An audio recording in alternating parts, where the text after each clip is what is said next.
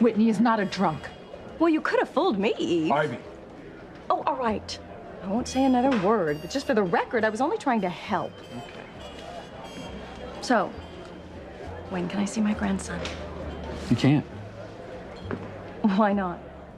Why would you want to? Fox and Whitney gave him up for adoption. Oh, if I've said it once, I've said it a million times. I didn't give my son up for adoption. Whitney used my power of attorney. She did it behind my back. Whatever. The point is, Miles is my son now, and I don't want him confused by strangers coming in and out of his life. I am not a stranger. I am his grandmother. Not anymore, you're not. You have no right to keep me from seeing my grandson. Have your lawyers call mine lawyers, and we'll see. Excuse me, we are not finished talking about this. Ivy, just drop it. I will not. This is my grandson we are talking about, our first grandchild together. I'm leaving, sir.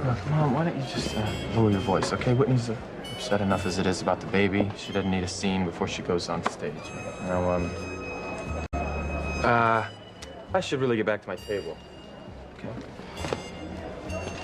Eve, you are this baby's grandmother, too. Certainly you're not going to let Chad keep us from seeing our own flesh and blood.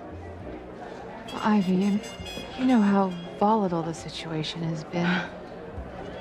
Well, whether we like it or not, Chad is baby's legal father, and he has every right to decide who Miles will and won't see, and we have to abide by his rules. Oh, no, I don't. Will you remember me if I'm never on your mind? Will you remember me another year? Ivy, why are you so insistent on seeing Whitney's baby? Can you go play grandma with Ethan's daughter? Why do I have to choose? Both Jane and Miles are my flesh and blood. Julian, will you please tell your mistress that I am right? He is your grandson, too, and Chad has no right to keep me from seeing my grandson. Miles is not your grandson, Ivy. What? That doesn't make any sense. What are you talking about, huh?